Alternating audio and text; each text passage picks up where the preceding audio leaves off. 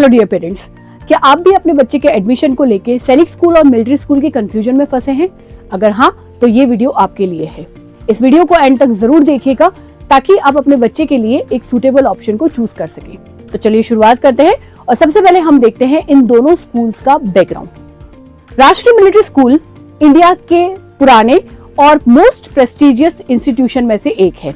ये स्कूल जाने जाते हैं अपनी स्ट्रॉन्ग मिलिट्री ट्रेडिशन और हाईली डिसिप्लिन एनवायरनमेंट के लिए। यहाँ पर बच्चों को लीडरशिप और फ्यूचर में होने वाले आर्म फोर्सेस के एग्जाम के लिए डे 1 से तैयार किया जाता है। जबकि सैनिक स्कूल हमेशा एक बैलेंस अप्रोच पे काम करते हैं। यहाँ एकेडमिक्स और डिसिप्लिन को इक्वल वेटेज दी जाती है और यहाँ पर भी बच्चों को एनडीए जैसे एग्जाम्स के लिए प्रिपेयर किया जाता है। चलिए एक क्विक कंपैरिजन देख लेते हैं दोनों स्कूल्स के अंदर। सबसे पहले बात करते हैं total number of school. India में टोटल 33 सैनिक स्कूल है और इसके अलावा कुछ न्यू सैनिक स्कूल भी ओपन किए गए हैं। तो जाहिर सी बात है कि नंबर ऑफ सीट सैनिक स्कूल के अंदर हमेशा ज्यादा रहती हैं। इंडिया में टोटल 5 राष्ट्रीय मिलिट्री स्कूल है और इसी वजह से यहाँ सीट्स का जो नंबर होता है या सीट्स जो होती हैं उनकी अवेलेबिलिटी हमेशा और हमेशा कम रहती है। दोनों ही स्कूल कोएड है, दैट मींस लड़के और लड़कियों दोनों का एडमिशन यहाँ पर हो सकता है। अब बात करते हैं सिलेक्शन की डिफिकल्टी की।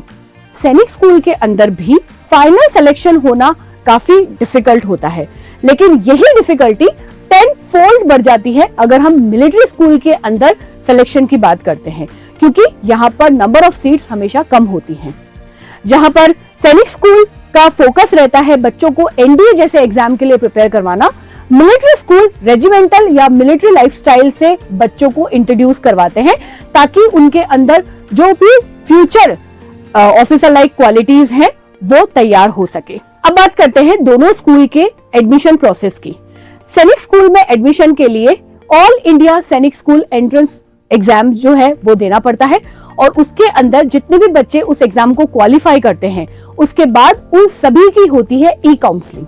इसके बाद जब आपको फाइनली एक स्कूल अलॉट हो जाता है तब आपका होता है मेडिकल एग्जामिनेशन। सिमिलरली राष्ट्रीय मिलिट्री स्कूल के लिए भी एक कॉमन एंट्रेंस टेस्ट होता है जिसमें जो बच्चे इस रिटन टेस्ट को क्वालिफाई करते हैं उनका होता है एक इंटरव्यू और फाइनल सिलेक्शन से पहले होता है मेडिकल एग्जामिनेशन। दोनों ही एग्जाम्स के अंदर मैथमेटिक्स, इंटेलिजेंस या reasoning, general knowledge, general science और इंग्लिश जैसे सब्जेक्ट से क्वेश्चंस पूछे जाते हैं। अब बात करते हैं जब हम एक बार सैनिक स्कूल या मिलिट्री स्कूल में चले जाएंगे तो वहां का करिकुलम कैसा होता है। दोनों ही स्कूल सीबीएसई के करिकुलम को फॉलो करते हैं। इसके साथ ये दोनों ही स्कूल बच्चों के होलिस्टिक डेवलपमेंट की अप्रोच रखते हैं और इसी वजह से एकेडमिक्स के साथ साथ यहाँ पर उनकी फिजिकल फिटनेस, लीडरशिप स्किल और कैरेक्टर बिल्डिंग जैसे एस्पेक्ट पर भी सबसे ज्यादा फोकस किया जाता है। Now coming to the physical training, ये दोनों ही स्कूल के अंदर एक बहुत ही इंपॉर्टेंट एस्पेक्ट होता है जिसमें उनका स्ट्रक्चर फिजिकल ट्रेनिंग प्रोग्राम जो है वो शामिल होता है।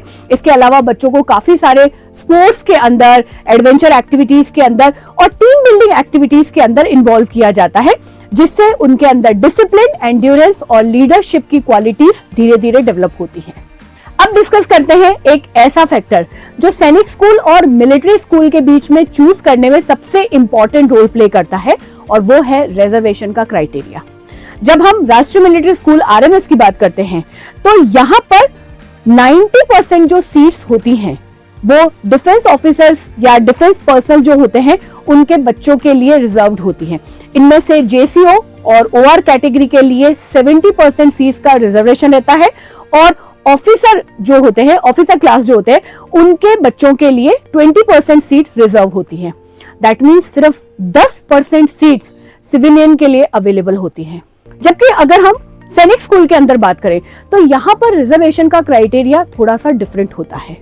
यहाँ पर होम स्टेट, दैट मीन्स जहां का आपका डोमिसाइल है, वहां के जो भी स्टूडेंट्स होते हैं उनके लिए उस स्टेट के सैनिक स्कूल के अंदर 67% सीट रिजर्व्ड होती है और जो अदर स्टेट्स के स्टूडेंट अप्लाई करेंगे उनके लिए 33% की सीट का क्राइटेरिया रिजर्व्ड होता है।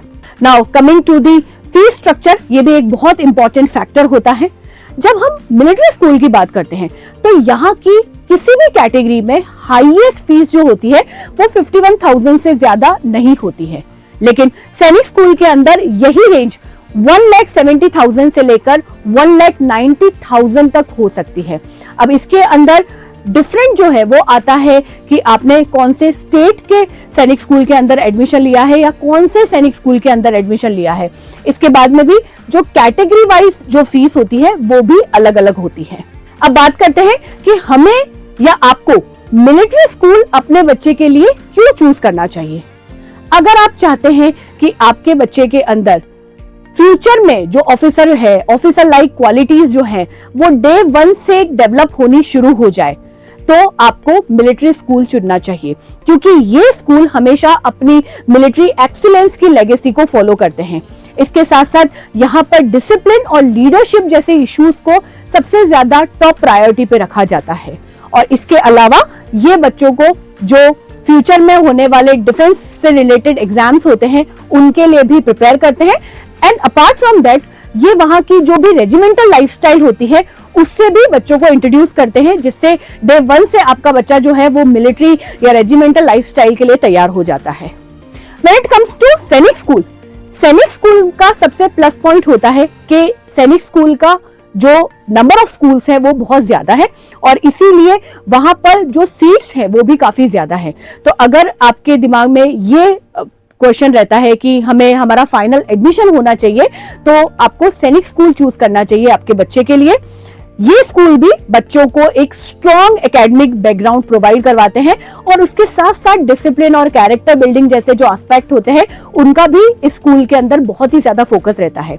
यहाँ पर बच्चों को सिर्फ और सिर्फ डिफेंस के अंदर होने वाले एग्जाम के लिए नहीं प्रिपेयर किया जाता है, लेकिन उससे बियॉन्ड जो दूसरी कैरेक्टर चॉइस होती है या जो दूसरी हमारी ऑक्यूपेशनल चॉइसेस होती है उनके लिए भी बच्चों को यहाँ पर प्रिपेयर करवाया जाता है। अब फाइनल के दोनों में से एक्चुअली कौन सा स्कूल बेस्ट है, तो सबसे पहले तो हमें यह बात समझनी चाहिए कि कोई भी स्कूल यूनिवर्सली बेस्ट नहीं होता है, बट जो स्कूल आपके बच्चे के एस्पिरेशन या उसकी पर्सनालिटी या उसकी लर्निंग स्टाइल के लिए सबसे ज्यादा अप्रोप्रिएट है वही आपके बच्चे के लिए एक बेटर फिट है।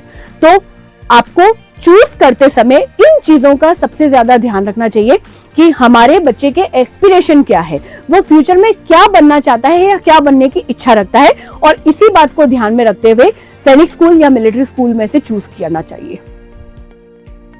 एट द एंड दोनों स्कूल के अंदर एनडीए या दूसरे जो भी डिफेंस रिलेटेड एग्जाम्स होते हैं इनके लिए तो तैयारी की ही जाती है, लेकिन बच्चे को जो दूसरे एग्जाम्स होते हैं, दूसरे जो करियर ऑप्शंस होते हैं उनके लिए भी प्रिपेयर किया जाता है। यहाँ पे सिर्फ और सिर्फ लिमिटेशन जो है वो डिफेंस के एग्जाम्स कभी भी नहीं होते हैं।